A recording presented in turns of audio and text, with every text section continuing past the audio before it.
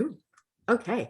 Welcome, everybody. My name is Mina Jane, and I am the director of the Ashland Public Library. I'm very happy to be here today with Freya Sampson, debut author, which makes me as a librarian incredibly excited to be part of her launch of her book career, as well as her amazing book.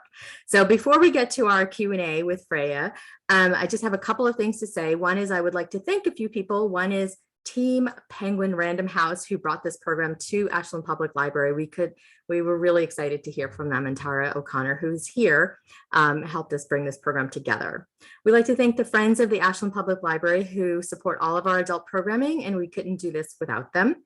And we would like to thank Bank Square Books, who are providing signed books by Freya, and you can order them. I'll put a link in the chat about how you can order signed books from Freya from Bank Square Books, because if anybody here knows me, they know that I think the signed books are gold. And to get in on the ground level of a debut author, I mean, gosh, you cannot lose. So we can get started. Like I said, we are recording this session, so you can watch it afterwards as well. So thank you, Freya, for being here. I'm going to read a very quick sort of overview or bio of yours. So Freya works in TV as an executive producer. Her credits include 2 documentary series for the BBC about the British royal family and a number of factual and entertainment series. She studied history at Cambridge University and in 2018 was shortlisted for the Exeter Novel Prize. She lives in London with her husband, 2 young children, and an antisocial cat. And as you know, The Last Chance Library is her debut novel. Welcome, Freya. Oh, thank you. It's so fun to be here. And then thank you so much for hosting today, because it's really lovely to celebrate my launch and with a library. It was the perfect setting. So I really appreciate. Thank you for hosting this. Oh, well, we were thrilled. Like I said, a book about libraries. And we're like, why wouldn't we? Jumped on it.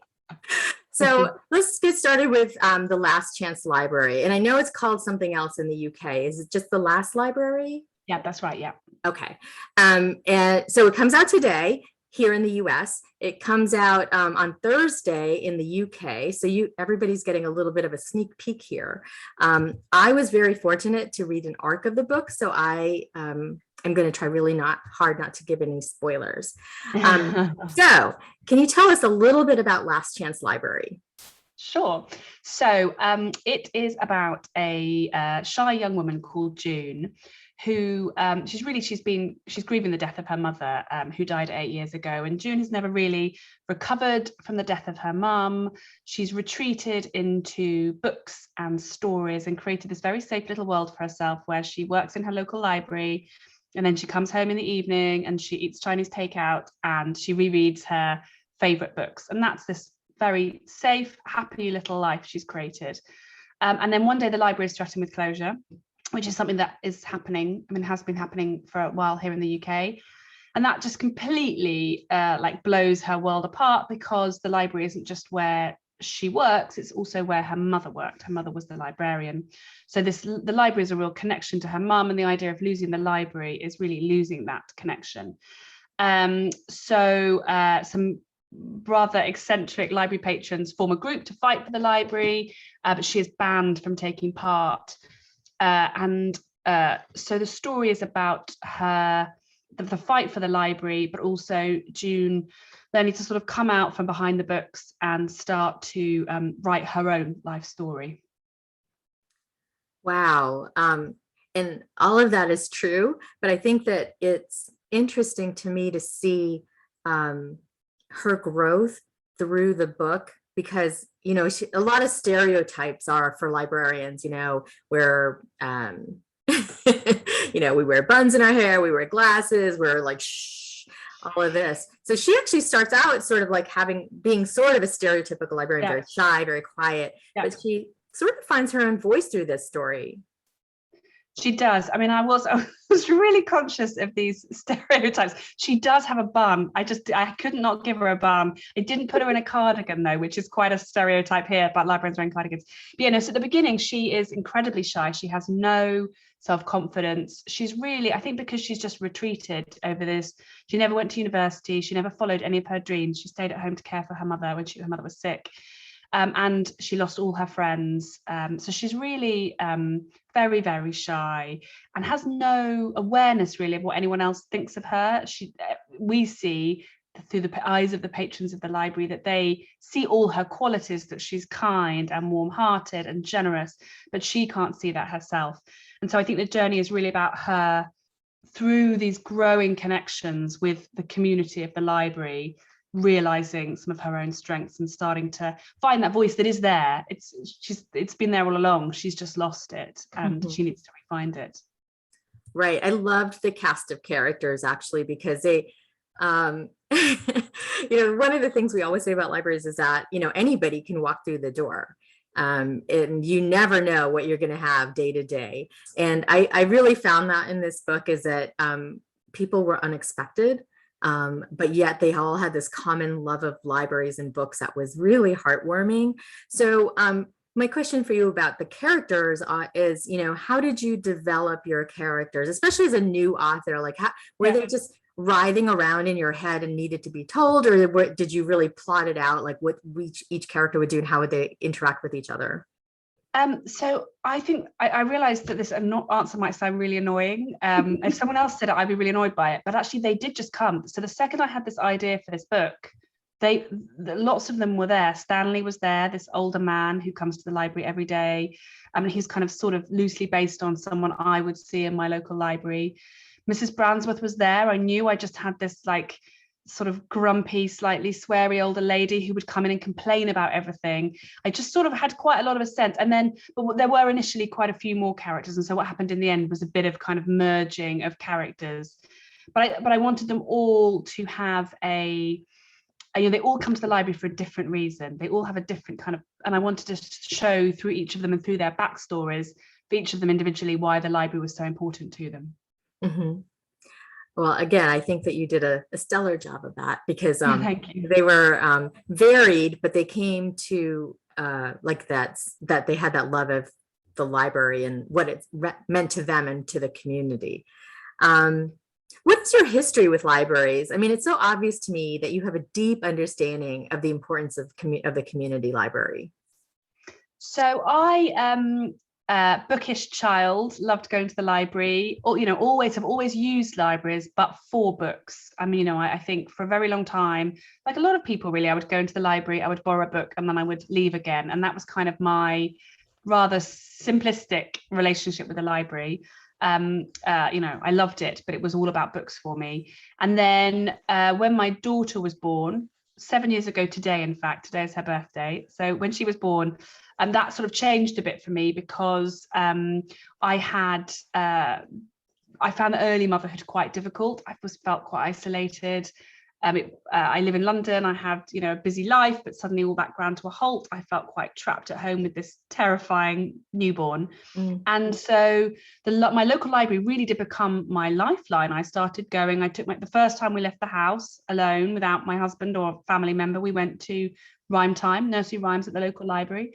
And it really did become this safe, welcoming space where I knew I could go. And there, I really think there aren't many other places in your community where you can go where you don't have to buy anything. It's free. You can spend as long as you want there. Nobody cares if your child starts, crying in the children's room at a library. It felt very, very safe. And so that was really when I started to see libraries in a different way. And when I started to see all the other people who came to the library, like me, not just for books, but because they were looking for something else, be it computers or human contact or a safe space. There was this whole other world of people who for whom libraries were this very, very important space. And that was really where kind of my different understanding and love of a library came from. And from that eventually came the book. Oh, so when did you start writing this book? So I started writing it maybe, I should know this, 3 years ago.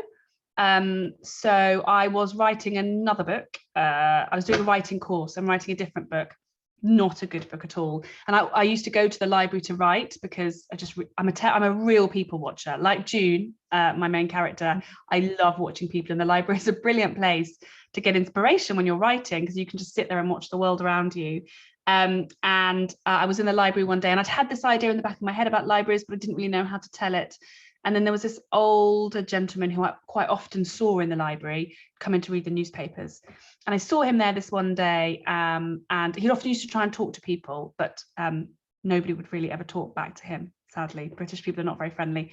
And a library worker stopped by and talked to him for a couple of minutes. And then when she walked away, I saw him smile. And I thought, it occurred to me that this moment, this brief conversation, was perhaps his only moment of human contact. And that was when the pieces fell into place. And I was like, oh, that's how I tell this library story. It's about a relationship between a librarian and an older gentleman who comes to the library, you know, for a number of reasons that you won't at first realize. And that friendship sort of forms the heart of the novel. So that was, probably about 3 years ago, three and a little bit years ago. Wow. Okay. So it was actually before COVID. So there was already that sense of maybe a little bit of isolation. Yeah, this book was finished pre-COVID. I did a bit of editing in COVID times, but yeah, it was all written before I could imagine a world where libraries actually did shut. So that actually brings me to one of my questions, and Judy also asked a similar question. My question is this sort of based on facts? Are libraries being closed in Britain? And Judy wants to know how different are British libraries from US libraries. I didn't know if you have been to the US to do some research here. So I have been to the US, but not while writing this book. I mean, I think that, so in answer to your question, Mina, yes, it is absolutely based on fact. So for the last 10 years here, we've had cuts to local funding. We had austerity where there were lots of cuts to local services. And one of the direct knock-on impacts has been the reduction in funding on libraries. And we've had 800 libraries close in the last 10 years. Lots are still under threat. So it's been really grim here actually for libraries. And even those that have survived, lots of them have had to, it's still a really tough time. And obviously COVID has not helped that, but we can chat about that maybe a bit later. In terms of America, I mean, I think obviously you don't have quite such a grim picture, but equally I do know that lots of libraries in America are struggling with funding, are having to rely on donations increasingly, are having cuts to their facilities. So I do think, there are similarities, although yours is, my understanding is your situation is not quite as bleak as ours has been. I just have to interrupt and say, when you said 800, I think my eyes started to water. That is just devastating if you think it's really devastating. And some of those have been replaced by volunteer libraries, which is, when the local community take over the library, which is something I sort of explore in the book. But obviously that is not a like for like exchange. That is a library run by volunteers, not a library run by professionals without the funding. And lots of libraries have just gone. I mean, lots of communities have just lost their libraries.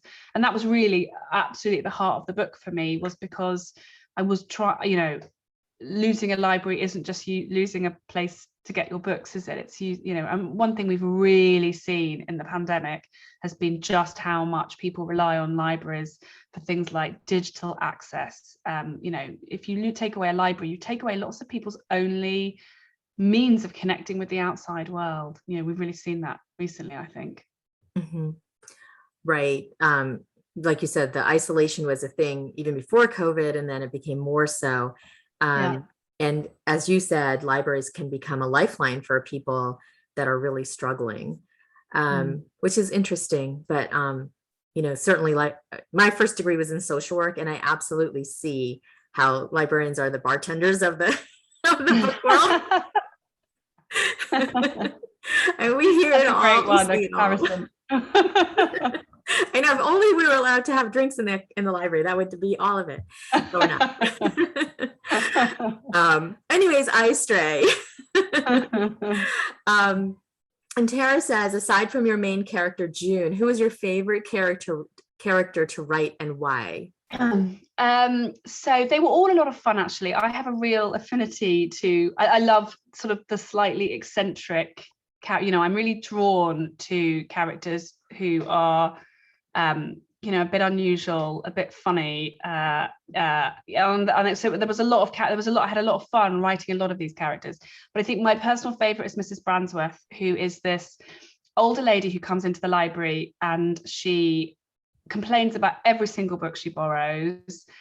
She complains about everything. She is sort of disgruntled and quite hard work, but she is also a really cares about social justice. She has spent her life campaigning for causes, so she's absolutely vital to the campaign. But she was really fun to write because I am someone who is deeply anxious, worries far too much what everyone else thinks. I'm a bit of a June in many ways. So writing a character who had no filter, who just doesn't care, who says what she thinks, is really liberating. And also she was really useful because actually she voiced a lot of my own personal feelings about library closures. You know, she is the loudest one saying, this is not okay, this is what we pay taxes for. A volunteer library is not the same as an actual funded library. So she was, you know, she was useful, and she was also really fun. I loved writing her. Mm-hmm. I thought that she was a really good juxtaposition for June too, because June had gone into her shell so deeply that she needed somebody to kind of bully her out of it. Not bully, like not be mean, but really like. Well, she's a bit mean at times, actually, but yes. Yes, a little bit. You guys are gonna love her. She's just such a character. But she has a heart of gold. I mean, she is really a kind person behind a tough outer shell, I'd say. Yeah, but she's been through a lot, and she deserves to be that outspoken, I think. Yeah. Sharon asks, can you speak a bit about your editing journey? Did the final book change much from your original draft? Bits of it really didn't change much at all. The opening chapter, which was the first thing I wrote, really didn't change much, but other bits did. So I think I mentioned earlier, there were initially a lot more characters because I was convinced that a book set in a library had to be populated with a huge cast. And my agent was like, no, cut half of them. And then when I got a publishing deal, my editor was like, no, cut another half of them. So lots of the characters went, the sort of story really, I sort of knew the beats of the story early on. June actually changed quite a lot as well. I had quite a sort of journey with her, and I think it's fair to say she's a very anxious character, and at the start she's a little bit, she's a little bit pathetic. You do sort of want to shake her a bit. And I spent a lot of time trying to work on that balance so that she wasn't too much of a doormat, but that there was enough room for her to grow as a character, so that, I hope there are points in the book where you kind of cheer her on because she's made a step forwards in her journey of confidence. So, lots did change. It's a different book from the first one I wrote. Okay, so I will say that there's a stripper in this book. So an exotic dancer, actually. That's right. Male. That's right. So, like all of these different characters really help her sort of find herself. Yeah. And I wonder if you felt like what did they get from June other than, her interactions with them as a librarian? I think, I hope that they all get, they all all the characters in the book get something out of June and the process of fighting for the library. A lot of them several of the characters come to the library because they come for human contact. And I think June is really generous with her time, and without realizing it, is a friend to them. She doesn't realize that, but she is, even if it's just so they can come and complain to her about the book they've read. I think she is, as we said, that kind of character who they can come and talk to. She's always there, she'll always talk to them. And I think as June's confidence grows across the story, and she starts sort of taking the lead a little bit in, I don't want to give too much away, but things happen in the library, and June does start to become more involved. I think they all do benefit from her growing confidence, and I think by the end of it, they're all a bit changed. Every character has changed by the end of the story. Mm-hmm. Right. And that came through so well, so beautifully, in how they interacted with each other and really learned from each other and cared about each other, which is really nice because, sometimes, again, as a librarian, you don't realize the impact you have on other people. And I Yeah. thought that you had a really good eye to that. Oh, well, thank you. That's very nice to hear. I really, well, for me, it really came from, in fact, I took a copy of the book to this librarian in my local library who actually probably didn't, she had no idea really who I was. I mean, she recognized me by sight because I'm in the library a lot, but we'd never actually had a conversation. But I said to her, this is a book I've written. I felt so self-conscious. This is a book I've written.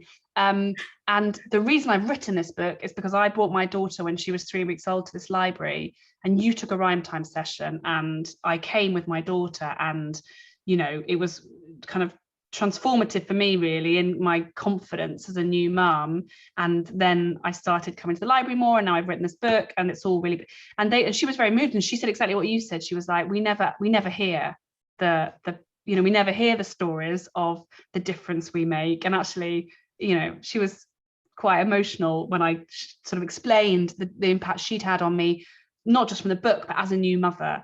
So yeah, I think it's a job that doesn't get much gratitude. Well, I mean, sometimes it does, but it is nice to see it in writing.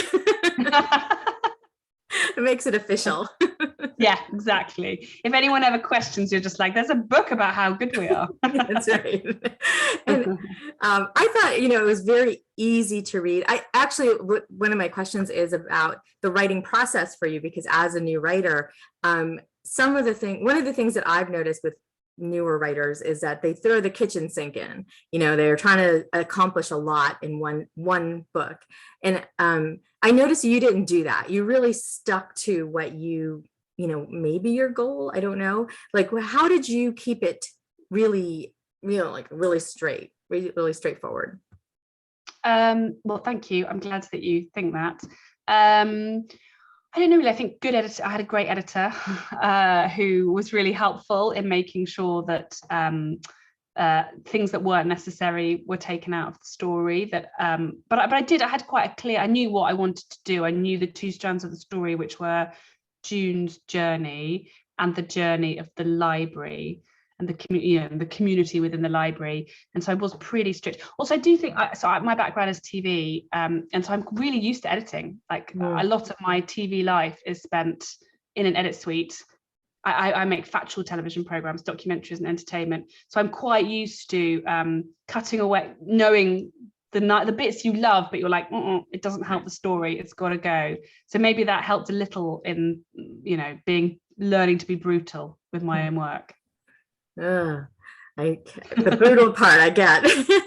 So, the common question nowadays is, are you a plotzer or a pantser? Did you plot it all out, or did, I know you talked about your characters being a little bit more like, hey, I'm going to talk now. But in terms of the story, did you plot it out? Did you have like a big spreadsheet? How did you do that? I plotted this. I plotted the key points of the story. I did know what was going to happen, what needed to happen. But then, as you said, the characters just weren't always obeying my commands. So the whole male exotic dancer bit was never in the original plan, but it sort of appeared, and there was this wedding, and I needed a pen, and so I'm a plotter, but I'm really willing to follow my characters when they say, yeah, we want to go to a bachelorette party. And the world's worst bachelorette party. I think that, I brought up the stripper, the male exotic dancer, because I think that he had like sort of a pivotal role, even though it was so tiny, about how something so small like that can make a huge difference in how you view how you're going to interact with people. Yeah, I think there are a couple of moments like that. So definitely her, again, without giving too much away, her sort of taking the reins at that point is really pivotal. There's another moment in the book where someone talks to her. So June is someone who rereads a lot of books. Goes back to books that she loves, and one book that she often goes back to is Matilda, the Roald Dahl book. And I think there's a moment in the story where she has a conversation with someone about that book and Matilda as a character. and this person says to her, you know, you just have to ask yourself, like, what would Matilda do? And I think, again, that's another moment for her in this journey where she sort of starts to think a little bit differently about her active role in what happens. I say as I drink from my Matilda tea mug, very on brand. Well, I have my my due date phone case. So yeah, perfect. Also on brand. I do have to say that part of probably one of my favorite parts of this book was all of the book quotes and comments and things that you pulled into the story. For a reader, I mean, it was just phenomenal. And so I'm wondering if you've actually read all those books. Not all of them, lots of them. So one of the really fun things writing a book in a library was getting to reference so many books. It was great fun. And so some of the books are there because I love them. So lots of my favorite books are, and lots of June's favorite books are my favorite books. But I did also pick some books I hadn't read, or I certainly hadn't read when I started writing, that were more useful because I sort of wanted the book to represent someone's frame of mind, you know, the right book at the right moment, maybe telling us a little bit something about this character, or what their motivation is, or what they're thinking, or what they're trying to tell June. So some of the books are in there for that purpose. But yeah, it was so fun. I think there are 54 books referenced in there. Wow. So yeah, there's lots there. I'm going to just call out Judy and be like, Judy, you're going to love this book. Because I know she's a huge reader. And Nicole, who's actually another librarian, says she can't wait to read it. And I'm sure the authors whose books you referenced will be very chuffed. She is also British. I hope so. So I haven't been, I mean, Mrs. Bransworth is rude about a lot of books, but the ones she's rude about are the ones are some of my favorites. So I hope that every author will realize it's done with a lot of love. There are no books in there that I, you know, don't think are great. But yes, it would be excellent if they all read the book and promoted it, please. So Judy says she's going to recommend it to her book club for their next read. Thank you, cannot Judy. go wrong, Judy. And actually, there is a great little book club kit that my publishers have done that's on my website, or that you can get to the publishers, and it's got some games in it, including a how many books from the Last Chance Library have you read kind of little quiz. So there's some fun book group stuff to be done there if you want to. What part of your website is it on? I'm freyasampson.com. freya-sampson.com is my website, and I think it's on the books page. If you go to the books page and scan down, you'll find a book club kit link there. Awesome. So I'm just going to put that link for the book page in the chat. And it sounds like Elizabeth is going to be giving copies to her local librarians. Oh, thank you, Elizabeth. So Judy's asking a question, which I have on my list as well, for a bit later, if you don't mind, Judy. I wanted to ask about June's aloneness. And we talked about this a little bit with COVID, but how was that a little bit autobiographical as well? Is that level of aloneness that she felt, and the level of aloneness those other characters felt as well? Well, from my experience, is it? I mean, so I'm definitely, there's June in me. I'm quite introverted. I'm someone who, so there's a line in the book where June says this is not exact quote, but she knew what she should be doing. She should be going to this campaign event, but actually all she wants to go home, put on her pajamas and read a good book. And like, that's me. So there's definitely, but I'm not, I mean, I felt very like June in those early weeks of motherhood, definitely. I mean, I knew that feeling of being really overwhelmed, and the idea of stepping out the house feeling like stepping into a war zone, you know, which is kind of crazy to say now, but when you've got a tiny baby who's screaming to be, you know, it really did feel like that. So I think I did feel really lonely at that time, even though I had a great support network with my family and husband. You know, when I was on my own in the day, it was tough. But yeah, no, I do think so. Just loneliness is a real problem, I think, and it's a real problem here in the UK, that there are millions of people who just don't have anyone to talk to. And so the role of libraries in this is so important, and like there's a perfect example. So in the this may well have been the case in America as well. While libraries had to physically shut their doors in the UK, one of the big things that library workers were continuing to do was ringing up library patrons who they knew wouldn't speak to anyone else. And there's this, I heard this amazing story about some older man who lived with his mother, his much older mother, and his much older mother sadly passed away, and he didn't have anyone else in his life. And the local library staff rang him every single day just to check in on him. And it's like, well, if we need proof about the role that libraries play in combating loneliness, it's really been so clear this past year. And that's with lots of libraries, having their doors shut and then being able to open, but not in the same way. So I think, loneliness felt like an important thing to talk about in the book, because I think it is a big part of what libraries are so brilliant in helping fight. Mm-hmm. Yeah, I think that that's true. And I think that from my, perspective over here, the libraries did really pivot to finding ways to make sure people could continue to connect. And I love that you tell that story, because I think it's harder for the older generation who is not as tech savvy, maybe, some people are, but some people aren't. But for the fact that the librarians were able to pick up the phones and call people is just astounding to me. It's amazing. I want to be a librarian all over again. Yay, librarians. Somebody did say that librarians are the best earlier on, but I didn't want to be like too much like, rah for me.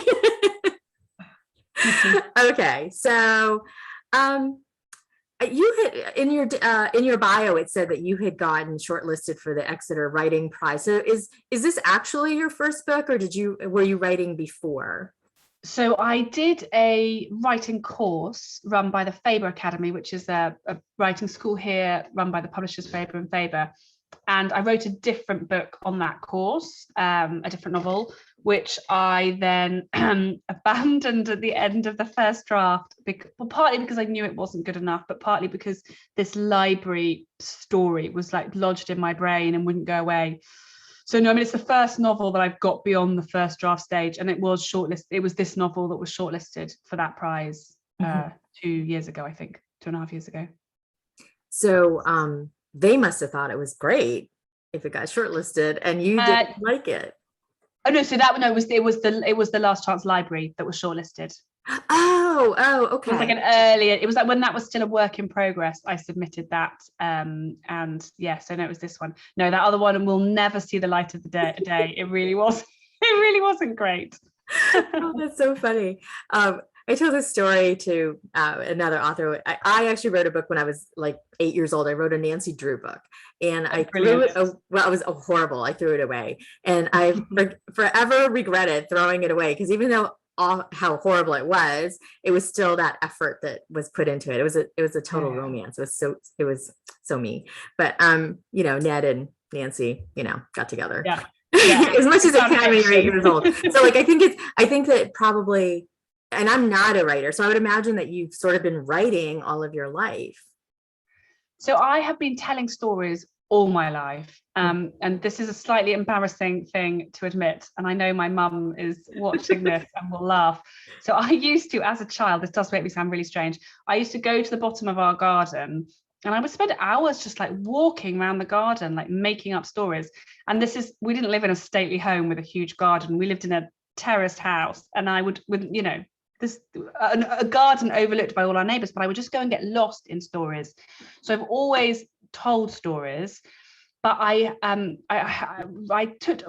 writing was a relatively late thing to start, because I just always had massive imposter syndrome. So I had all these stories in my head, but when I tried to write them, I never got past the first like 10,000 words, and then I would compare them to something else.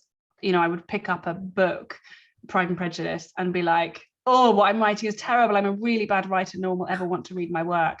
So it took me until my 30s, when I did a writing course, to get the confidence to move past 10,000 words. So I've always told stories, and I still do. Funny, like when I'm plotting, when I'm writing a book, I live near Hampstead Heath, and I walk every day like working the story out in my head before I can type it. Mhm. But yeah, no, the actual writing, I didn't start until 5 years ago. Mhm. And was going towards TV sort of an outlet for that, or an in for it? Yeah, I think it was an outlet for it. I think that I knew I wanted to work in telling stories, but I didn't have the confidence to tell my own stories. So I went into, telling other people's stories in documentary and factual TV, definitely. Mhm. Yeah. And it really did take being in a writing course and realizing that it's okay for what you write to be rubbish in the beginning. Like first drafts are allowed to be rubbish. And it took me learning that to kind of have the confidence to say, you know what, maybe it's worth pushing on and seeing if there's anything in it. Mhm. Well, definitely there was. So on publishing, as how do you become a debut author nowadays, especially with the big five, I'll say Penguin Random House? Yeah.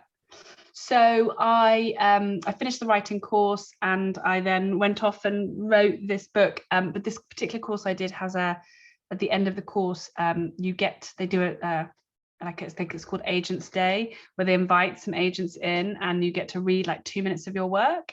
So I did that, and off the back of it, a few agents sort of emailed and said, oh, I'm quite interested, send me your book when it's finished. And at this point, the book was really a long way off finishing. And then, so like maybe 7 or 8 months later, I went out on submission to agents, and I was very lucky that I got picked up by an agent who loved the story, and we edited together. And then, I feel like publishing is just so much of it is luck and right place at the right time. And I think when we sent this Last Chance Library out on submission in January last year, there was a real appetite for kind of uplifting stories, and the Authenticity Project was a great book, and Eleanor Oliphant had been a huge book, and there was just this sort of appetite for these stories that kind of made you feel good about the world and about kind of the kindness of humans and community. And so I think I was just accidentally, without having a clue I was doing it, I'd picked a story that sort of resonated a bit. Mm-hmm. So I was really lucky that Penguin Random House in America and Bonnier in the UK both got the book at auction. So it was very exciting. Very exciting. It is, especially since it is your first book, and you always hear these stories about so many rejections. J.K. Rowling got so many rejections before. So it's just fascinating. I did get lots of rejections as well, I should say. Oh. That is part of the process. There were many rejections. Okay, just want to make sure, keep it real. Yeah. And also, you didn't give a spoiler. It might not be uplifting. It might be dark. Just want to say, you have to take your chances by reading it. So now I'm going to go back into some of the questions that Judy asked as well, and I have it on my list as well. I wanted to know, who are some of your favorite authors, and which of them gave you inspiration for writing this story? And Judy asked, what kind of books do you usually like to read? So I read quite broadly. So I really like sort of upmarket fiction. I like literary fiction. I love a good thriller. But I do think, so as I say, books like Eleanor Oliphant, and there was a book called Lido, which I think in America was called like Swimming with Rosemary, maybe. Mornings by a writer called Libby Page, which was about a community fighting to save a Lido. So I really like books that make me feel good about human nature. I just really enjoy stories that at the end make me feel better about the world. And so books like Gail Honeyman's and Libby Page's were really useful for me in sort of seeing that. I loved a Man Called Ove, that beautiful book that tackled dark subjects but do it with a kind of lightness of touch. So those were really useful for me as sort of inspiration points for this book. But in terms of what I read, I mean, I love a romance. I love a twisty thriller. I'm pretty broad in what I enjoy reading. Mm-hmm. So are you already working on your next book, Or, I mean, I know that Last Chance Library comes out today, so I don't want to be too much pressure. There's no time to stop. That's Yeah, it. What's next? I am. So I've got I'm writing, editing book 2, which is in America, it's going to be called The Lost Ticket. And I think it's currently scheduled to come out this time next year, but obviously things change, I don't know. And I think I can't say loads, but what I'll say is that it's set on a London bus, and it's about a group of strangers who unite to help an older gentleman find his missed love connection. So it's thematically, it's sort of similar themes of the kindness of strangers and community and loneliness, but it's set in London aboard or around a London bus. Mm-hmm. So yeah, that is what I'm deep in at the moment. I'll be looking for an art for that too.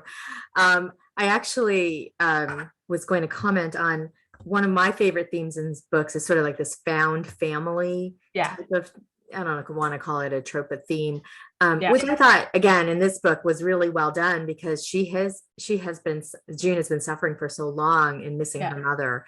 And then one day, her eyes open and she's like, I have a family here. Yeah, I think that's definitely a theme, and it's a theme definitely in book 2 as well. The idea that, and also that you'd ever really, that the smallest interactions with someone can have a really significant impact on yours and their lives. There is a story, again, I don't want to ruin it, but there's a story in the Last Chance Library that June and Stanley discuss with this older library patron about him learning to read. And it's these sort of moments where a small interaction can really transform someone's lives. And I really love that, and the idea that that working together with other people on a project can cause these really, you form these really beautiful bonds with someone. And when I was researching the book, talking to library campaigners, that was one thing that kept coming across, was that actually, even when they were having these like relentless battles to try and save their library, and often didn't have happy outcomes, that kind of community spirit was always a really positive thing that came out of it. Mm-hmm. You're right. I would imagine it's that shared love of something really important. Effie asks, could you explain why your book has different titles in different countries? The mysteries of publishing, really. So it's The Last Library in the UK, and I think in the US they wanted another word. I think maybe they felt that The Last Library was a little downbeat for the US audience, so they put in the word chance, which works really well. And they have different covers too, although they're very similar. It's just the way publishing works. I think quite often books end up with different covers and different titles. Mm-hmm. Book 2 has really different titles. That's going to be super fun for me. So did you pick The Last Library as a title, and then the editor? Yeah, that was my work, always what I called it, because it comes from this line in the book where Mrs. Bransworth says, we have to fight as if it's the last library on earth. Mm-hmm. And so, that was just always what I thought of it as. But I think The Last Chance Library is lovely because there are lots of last chances. There are lots of things that refers to in the book. So it works. I think it's a really lovely title. Mm-hmm. Yeah, I find even the covers, I thought it was kind of interesting that they were just slightly different. but there's very similar themes in both of them, thematically. I can show you, hang on, for those that haven't seen, I got both here. So this is the US cover, you see, and this is the UK cover. So they both got books and people. It's just kind of colors, and they're different, but they're both very beautiful. Mm-hmm. And I think they actually do a very good job of sort of in little bits showing what people are doing in the library. They're not just reading. Absolutely. The American cover does that brilliantly. There's lots of information in that cover that you probably won't realize until you read the book, and then you look at it and you see lots of the story in there. Mm-hmm. It's beautifully done. I thought so too. When I first saw it, I was like, oh, this is so for me. And it's so bookish as well. It's a real book lover's cover, which, is great. Definitely. I would say we have about 10 more minutes. So if anybody has any questions, please either put them in the chat, or you can even unmute yourself and I'll call on you to, you can ask Freya directly. Because I could go on and on, but I want to know what you guys all want to ask. Um, so I'll just keep going on and on until you guys have a question for like the next 10 minutes.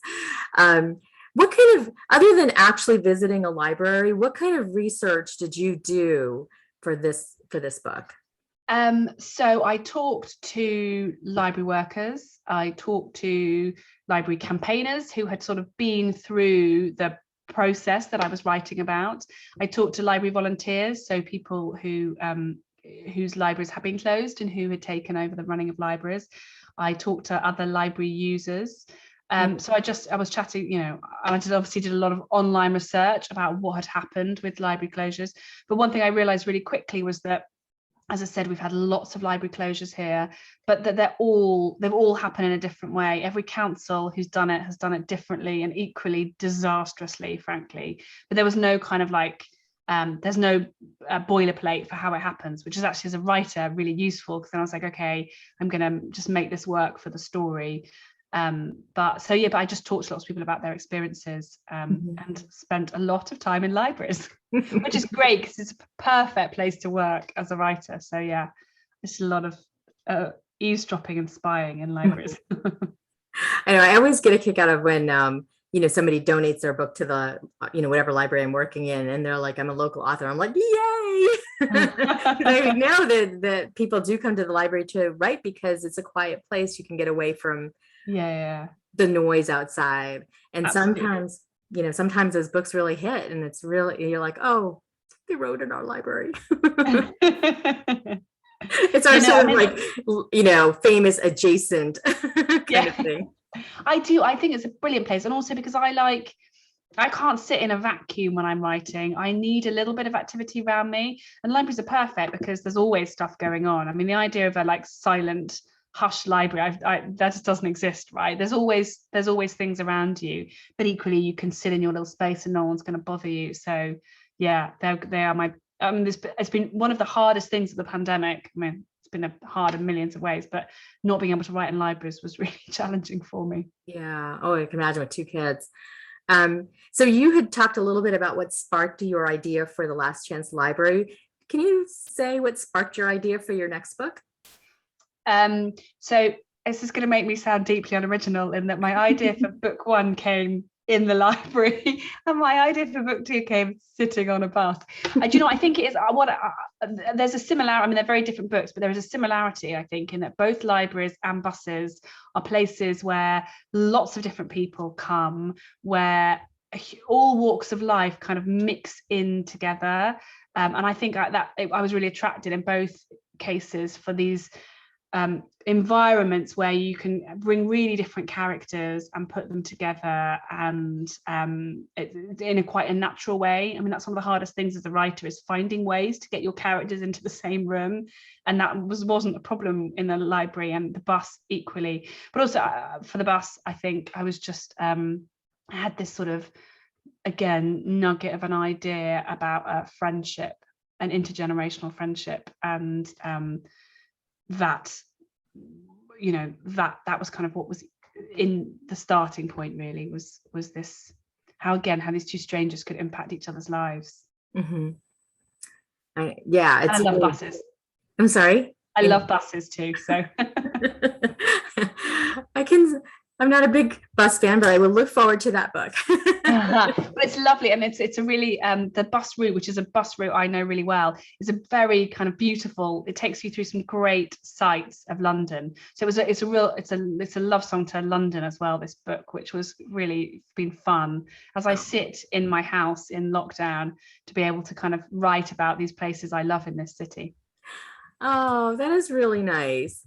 Are you going to be able to come to the US to do a book tour? So I don't think, not now. I don't think, it's not really happening this year, but I very much hope that next year at some point, and it would be really, I would love to come out and do a tour. But I think, it's not the right time. No, sadly, at the moment. One day. You had said that you are going to do some in-person events locally. So I'm doing some bits and pieces locally, and then, you know, there's one of the good things to come out of the last 18 months is, I think, the increase in like virtual events. So yes, I'll come to Boston. That would be lovely. I'm going to put a plug in for the Ashland Public Library right now. There's been amazing, the number of like virtual events now that probably wouldn't have happened 18 months ago, but that's been a real, you know, things like this, being able to chat to you in this library, it's great. I'm sorry, I'm just watching Judy say, yes, come to Ashland. Tara, make a note, please, if you're still watching. Oh, I will be in touch with Tara. Because we will look forward to that second book. Those are all the questions that I have. I just wanted to say once again how lovely it was to read this book, and I really hope that everybody who's here will read it, get it from Bank Score Books, get it from your library, and tell your friends about it, because I think that it is hard for people who don't use libraries to understand how important they are to so many people. Yeah, I think that's true. And I think, it's about why libraries matter, but it's also about why community matters, why the people around us that we see every day, that actually if you stop and have these connections with them, it can be really transformative. And I think now more than ever, that's something that's really valuable for us all, you know, to be more connected to the people around us, to our community. So yeah, it's a celebration of libraries and what they provide in terms of the heart, really, of a local community. Mm-hmm. But I think that this particular book did such an excellent job of that. Like obviously there's lots of books about libraries and what they do, but I think that you did a really nice job of showing, making that connection with your characters on why it was important to them. And I think as a writer, that was just really, really amazing to me, especially as a debut writer. I thought, wow, this is awesome. I can't wait to see. That's so kind, thank you. And as I said before, like coming from a librarian, always my inner critic was always like, oh, the librarians, I hope they like the book. So it really means so much to me, and how supportive librarians are being has just been amazing to me. Good with books and writers. I see that Patty has unmuted herself. So did you want to say something, Patty? Yes. Hi, Freya. Hi, Patty. How are you? I'm great. It's wonderful to see you. I'm almost finished with your book. And of course, I've already decided that it will be next year's readathon. Our library does a fundraiser every year. And we read from our favorite books, many people, and we get pledges from all of our friends. So this year I raised over $650, and that was great, but I'm going to aim much higher after I put the Last Chance Library in the readathon, as a readathon book. I think it's probably going to be next April. So maybe by that time you'll be in the US. I see where you're going there, Patty. Well, thank you very much for coming today, and I'm very glad you're enjoying the book. And yes, it's a good one for a readathon, I think. So I'll be delighted. It's fabulous, yeah. And thank you. I can't think of anybody who doesn't relate to June in many, many different ways. Women have sometimes shy. Sometimes women, it takes a long time to find their voice. So I think that her character is very relatable to everyone. But I love Mrs. B. I think she's my best friend. She is great. I had so much fun. She's really a badass, and I just love her. Anyway, thank you so much. It's wonderful, and I love my copy. I have my copy right here. So thank you very much for it. And when I pre-ordered, I will pass on. Thank you. Thanks for letting me talk. Thank you so much. I enjoyed your discussion too from your library, from Miss Ashland Library. That was wonderful. Wonderful discussion. Thank you. I do have to say that I am a bit stereotypical in that I do wear a cardigan most of the time. I mean, I love a cardigan too. There's nothing wrong with a cardigan. Exactly. It's nothing to do with me being a librarian, more about being cold. So everything right with a cardigan. That's right. So Freya, thank you so much for being with us today. I'm actually not sure what time it is for you, but I do appreciate you making the time for us. Absolutely fine. Thank you so much. It's been really fun. Thank you for having me, and thank you for all the great questions. It's been really nice to talk about the book today. Awesome. And thank you everybody for being here, and do look for Bank Square Books to buy your book if you haven't. And obviously you can always get it from the library. So Yeah. I appreciate you all being here. Freya, have a wonderful day, and good luck on Thursday when it comes out in the UK. Thank you. Good luck. Thanks for arranging this. Bye. Absolutely. Bye, everybody. Bye, everybody. Thanks so much. Bye.